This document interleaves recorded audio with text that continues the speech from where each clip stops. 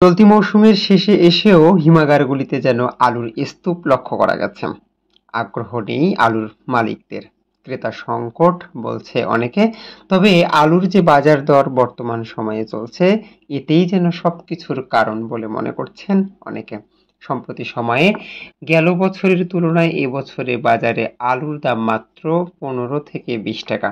এতে করে আলু চাষিরা গেল কয়েক বছর যে হুমড়ি খেয়ে আলু চাষে আগ্রহ দেখিয়েছিল, সেসব আগ্রহের যেন এবার খেসারত দিতে হচ্ছে আলু চাষিদেরকে।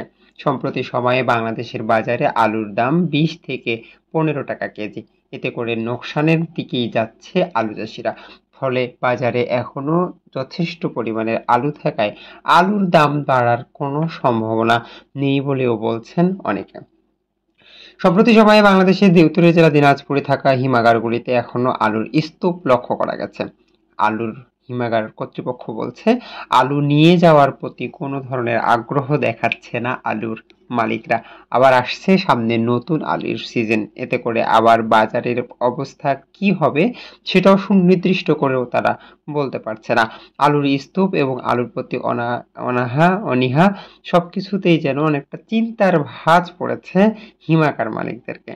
ব্যবসার একটা সময়কে তারা এখন অনেকটাই নিস্তব্ধ সময়ের সাথে নিচ্ছে। হিমাগারগুলিতে লক্ষ্য করা গেছে হাজার হাজার বস্তা এখনো রয়েছে, নেই আগ্রহ মালিকদেরকে। অথচ গেল কয়েক বছর এই সময়টিতে যারা চাষ করবেন আগাম আলু ও বিক্রি করার জন্য আলু এত দিনে হিমাগার শূন্য হয়ে যেত, বাজারেও চলতো আলুর রমরমা ব্যবসা বাণিজ্য। তবে সম্প্রতি সময়ে এবছর যেন এসবের সবকিছুর উল্টো দিকেই চলছে আলুর পরিস্থিতি।